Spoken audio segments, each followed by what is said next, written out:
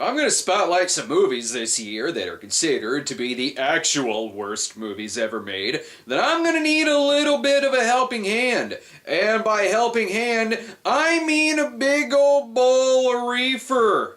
Ha! I gotcha! I was just testing you. I'm not using any of that shit, because after watching the 1936 film Reefer Madness, I now know that smoking pot is wrong and will turn me into an axe murderer. Financed by church groups to be used as a warning against the use of marijuana, even the 1930s said fuck this movie when exploitation filmmaker Dwayne Esper, the man behind Sex Maniac and How to Undress in Front of Your Husband, purchased the rights, inserted his own shots, and marketed it as an exploitation film. So you can watch this film after hours with your pants unzipped. Just don't smoke any pot while doing it! French director Louis Gasnier directed the film, and he just looks like the life of the party. The movie was inspired by the case of Victor Licata, who killed his family with an axe and blamed the whole incident on the use of pot. Later on, we would start blaming such things on the Amityville house. It made for much better movies. But who can resist the forbidden fruit of reefer madness? It's for adults only, and is about that sweet little pill. Except it's not a pill. That makes life bitter. I believe you mean better? Wait, see youthful marijuana victims? What the fuck, 30s fetish? Also, it may turn you into a zombie who works as a miniature cigarette holder. The original title for the film was Tell Your Children. Only in that day and age would you be asked to tell your children about the exploitation flick you and your mom went to see. And if that isn't enough of a warning, you better believe the opening is packed with text crawls. The incidents and characters portrayed in this motion picture are purely fictional. Well, great! So it's okay for me to smoke weed then! The motion picture you're about to see may startle you. I've seen E.T. take it in the ass! The crawl then talks about how pot is the new drug menace that's destroying youth, even worse than the banana peel challenge. It's the real public enemy #1. Well, James Cagney may disagree with you on that. It causes violent, uncontrollable laughter, dangerous hallucinations, time slows down, loss of all power to resist physical emotions, and shocking acts of violence. Well, the opening was right about this being fictitious. You should try something safer, like booze. It doesn't do any of that stuff. Yeah, take that, 1936! And that dreaded marijuana may be reaching forth next to our son or daughter, or yours, or capitalized yours. Just keep telling yourself it's only a movie, it's only a movie, and in 36 years, Last House on the Left will come out. The results of Speed, however, are having an amazing effect on the newspaper business. They're churning out papers left and right. We open on a school meeting where the subject is Tell Your Children, formerly titled Reefer Madness. That is the purpose of this meeting, ladies and gentlemen, to lay the foundation for a nationwide campaign by you to demand by law such compulsory education. Because it is only through enlightenment that this scourge can be wiped out. Can't we focus on something more menacing, like Nazis? They're all whispering to warn their dealers that Narky von Tattelsberg is coming for them. But this dude knows his shit about pot production. A field of marijuana was found behind a tenement court.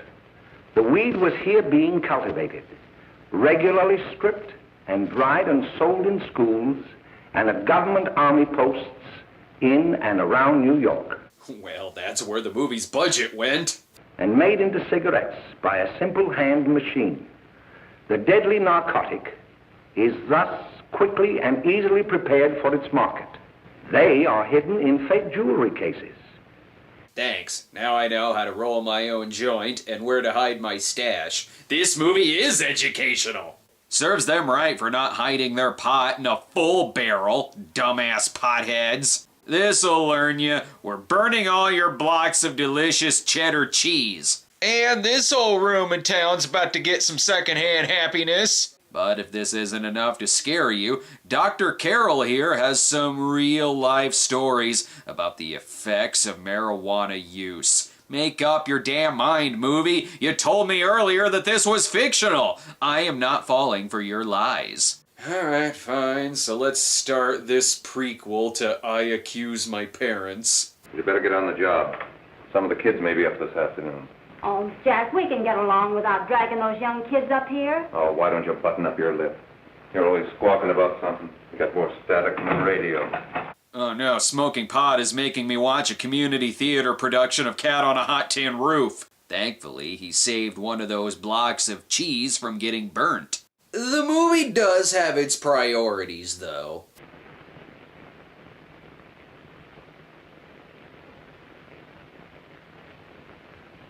Give the audience an erection and they'll be forced to sit through the rest of your seminar. This is Jack and May, a couple of drug dealers who spend their time giving weed to kids, or 30-year-olds playing kids. You can tell that these are drug dealers who are living in sin. Why else would there be a pillow on the floor? This plot is commencing at breakneck speed.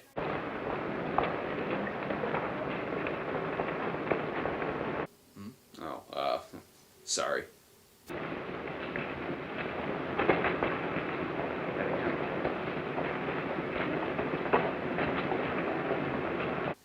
Great, now I can continue being a smartass. Yep, these are the teenagers of the film. They shouldn't be smoking pot, they're gonna be retiring soon. And there ain't no law against oogling. Hey, how do you like that?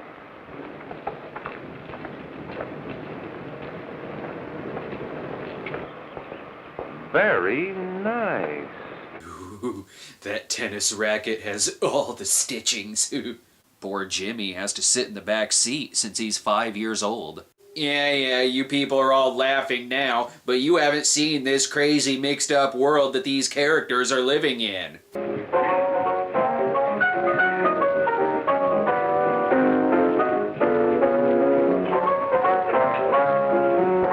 My God, these people need pot!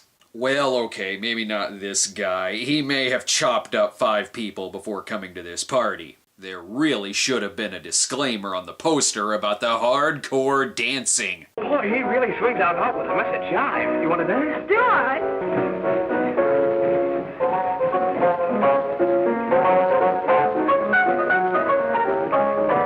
Oh, it's nice to see how Elaine Bennis's parents met. Can we please get some black people in here to invent the hustle, or the twist, or just dancing in general? Oh great, hatchet-wielding Harry found the weed. Good, that'll calm him down a bit. As for everyone else... You know, after that session we had yesterday, I went home and told Mother that the trouble with her pot roast gravy was she hadn't added 3 heaping teaspoonfuls of olive oil. Goddamn potheads always stuffing their faces with gravy. Gosh, hot chocolate. Thanks, Mrs. Lane. And here come the sweets and that vulgar language. By the way, this is the teens not on pot. It's weird seeing Snobby before he was transformed into a ventriloquist dummy. You laugh, but being made of wood makes me a constant hard-on. Snobby! Oh, goddammit, I got distracted. How silver sweet sound lovers' tongues by night, like softest music to attending ears. Your acting career ain't going anywhere beyond this. Cut that shit out.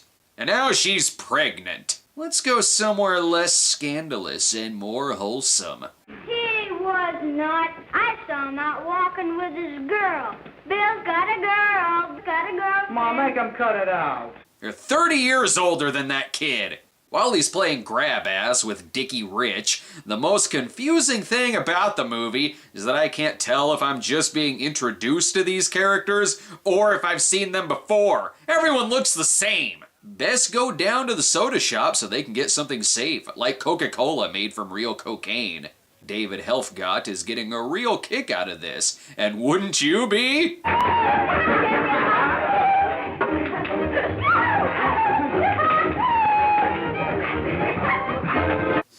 movie is secretly about PCP.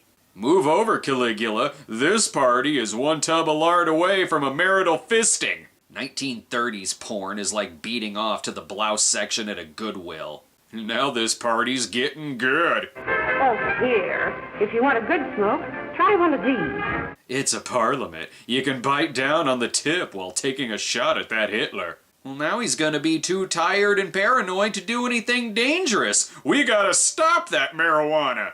Little do they know that this cigarette roller can also be used as an adding machine. The benefits of pot never end. But then someone has to come along and be a party pooper. Listen, you never heard no beef when I had to sell that rotten gin. You're after the dough, aren't you? Yeah, but I don't need dough that bad. Taking two-bit pieces from kids. There are millions of two-bit pieces just begging to be taken. Don't be a dope. I'm just dope enough to draw the line selling hop to kids. I don't speak 1930s.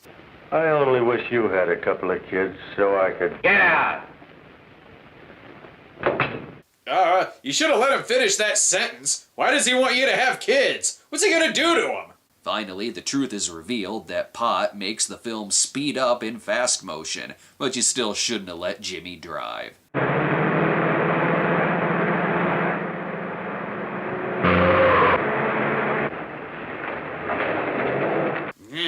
Turns out that guy was Albert Fish. Jimmy did everyone a favor. Jimmy is sober now and realizes that he did something terrible. He ran over a guy without thinking to take his wallet afterwards to buy more weed. This case is going straight to the FOBOI. Dr. Carroll decides to interview some students, so why not start with those who graduated 10 years ago?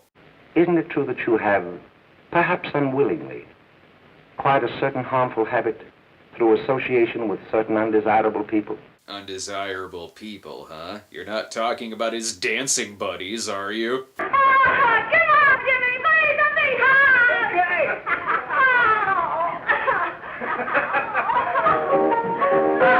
I knew it. They're devil worshippers possessed by Satan.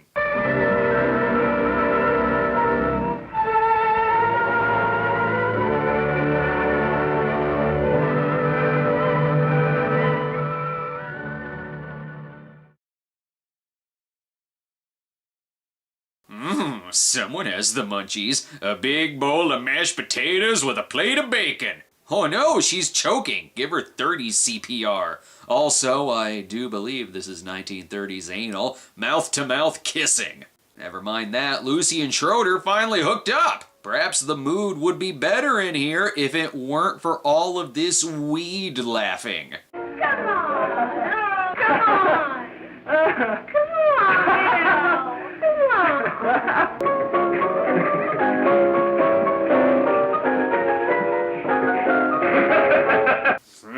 Each one of them makes for a better Joker than Jared Leto. Now the cops are here to deliver the 100 points to Jimmy for running over the old guy. Was the person killed? Fortunately, he wasn't, but that's still no excuse for hit-and-run driving. Crap, what do you mean that's no excuse? That's always my excuse whenever I run over old people. Mary searches all around for her brother Jimmy, and not even a young Ernie Coach Pantuso has seen him. Mary soon looks for Jimmy over at Jack and May's, the House of Drugs. We're in between the comedy bits, so Zeppo Marx is here to make the audience swoon for a few minutes. This is a riveting sequence.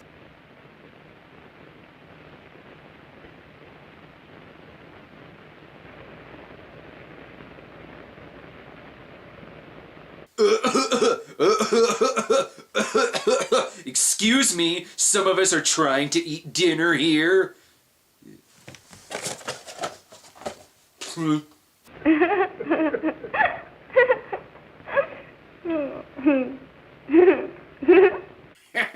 He just told the aristocrats joke and she's pretending to get it. Unfortunately, Ralph smoked a new kind of marijuana called a rapist. Oh, Mary! I've seen the message boards on Passengers. Any minute now, someone is going to chime in to say, I don't understand how what Ralph did was so wrong. Somehow this fight causes Jack to come in and break it up, but he didn't hear anything when the rape was going on.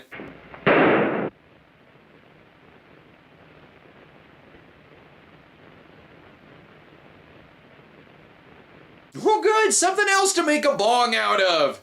Right now, they're thanking God that they're not in Jack Webb's jurisdiction. There's only one thing left to do. Plant the gun on Bill and blame him for all of this. It took me until halfway into this movie to remember all the characters' names and that they're actually different people. I'm gonna pat myself on the back for that. Jack meets up with Jimmy and lets him know that he's just too clean-cut looking to play Eraserhead. Perhaps they can reach an understanding. Nobody will ever know you were driving that car. Well, thanks, Jack. Just as long as you keep your mouth shut that you were ever up in May's apartment. Why, sure, Jack, sure. See? Marijuana makes everyone help each other out. Bill is now on trial for the murder of Mary, and great, this guy again. In another instance, I happened to attend the recent interscholastic tennis matches. And while Bill Harper had been considered an exceedingly good player, I saw him miss the ball by as much as 3 or 4 feet. This, I understand, could be attributed to the use of marijuana. Yes. Can we talk about Dr. Carroll's apparent gambling addiction and crippling debt? This is the worst character witness I've seen since Dr. Francis B. Gross testified on behalf of O.J. Simpson. Wow, it's true. Rubbing 2 fingers together can start a fire. Jack and May are too busy keeping the mosquitoes out. It'll really harsh their buzz. The verdict is on its way, but the real story is that this is taking place in the same universe as Dick Tracy. Then why do you want to get rid of pot? That's the best way to watch the Dick Tracy movie. William Forsythe has a flat head in it.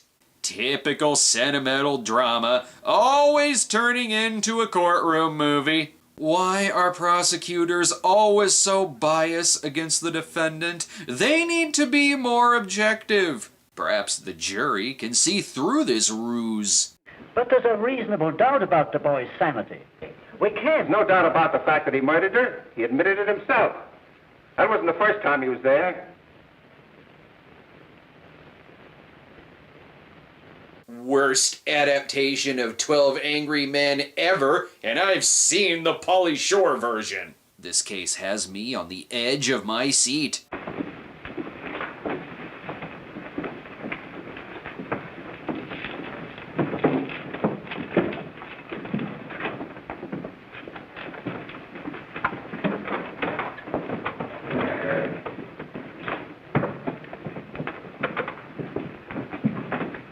No one will be seated during the riveting verdict sequence. No, seriously, it's taking the jury forever to sit down. Bill is found guilty, and then, I don't know, it's off to lunch and a scotch. Ralph, meanwhile, grows more crazy and paranoid by the day. Gotta be the bath salts. May! What do you want? Bring me some reefers. On one condition, you stop calling it reefers. It's like the dialogue was written by a church group or something. I want to see Jack. Jack. I want to see Jack. Why? That's Coppola's worst movie. I don't know why they called this one of the worst films ever made. At least they're not CGIing the smoke. There's only one thing left to do. Must get rid of Ralph. I know what you want. You want to kill me. You're crazy. Take it easy, kid. I just want to talk to you. If ever there was an actor to deliver the line, "We're gonna be pals, right?" It's that guy. Ralph defeats Jack, though, and Harley Quinn is getting a laugh out of her Mr. J. Soon they get busted for a Class A overacting and are hauled off to jail. May comes clean that it was actually her as No-Face, and we're just not ever gonna mention Jimmy running over an old man again, are we? Or that crazy Ralph never got sober and grew up to annoy the residents of Crystal Lake. They must figure people in the audience are baked and have a short-term memory. Why else would they show us flashbacks to wrap up a 65-minute movie? Can we hurry this along?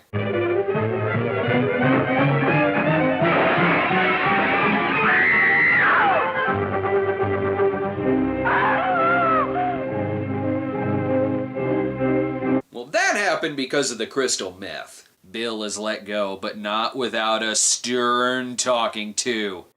But, young man, although this court is convinced that to declare you guilty would have been a gross miscarriage of justice, We cannot condone your acts. Rape and murder didn't exist before marijuana. Truly, pot smoking is the biggest crime here. Ralph goes off to an insane asylum for the rest of his life. His Riddler costume will be kept in storage along with Two-Face's. And thus ends Dr. Carroll's long-winded story of confusing pot with alcohol. The next tragedy may be that of your daughter, or your son, or yours, or yours, or yours. And no one ever smoked pot ever again. One of the earliest examples of an audience enjoying a film ironically for its campy appeal, the film remained a mystery for decades after its release, until the 1970s when a copy of it was discovered in the Library of Congress and shown around college campuses in California to help legalize marijuana, prompting Robert Shea of New Line Cinema to redistribute the film. The movie remains a cult classic to this day, and even spawned a humorously colorized version, the comedic dub Reefer Madness 2: The True Story, plus a made-for-TV musical version. Critics, from Leonard Maltin to the Los Angeles Times, dubbed the film as one of the worst ever made, largely due to its over-the-top melodrama, misinformation, and status as an unintentionally funny propaganda scare film. But I'm sure the movie has its defenders, and for that I have to go to my even more pretentious twin brother to get that point of view.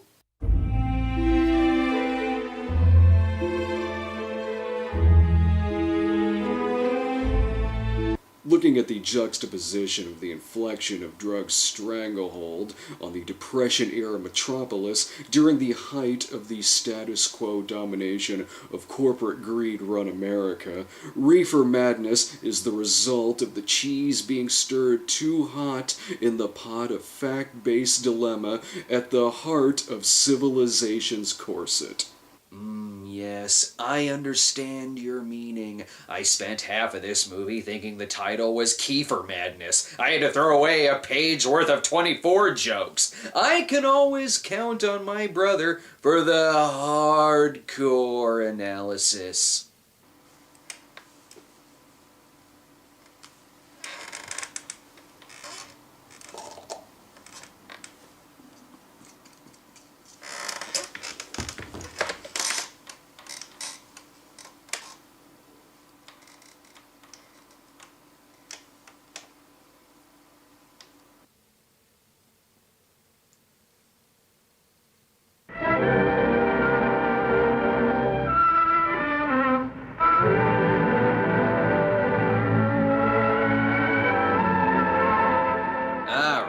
Want to see more Cinema Snob episodes? Do you like movie reviews from people in cars? How about animated cat detectives? Be sure to subscribe to our YouTube channel at youtube.com/StonedGremlinProductions. Follow us on Twitter at The Cinema Snob, or check out our homepage at thecinemasnob.com. And you guessed correctly, I am a little drunk. What happened? You killed her.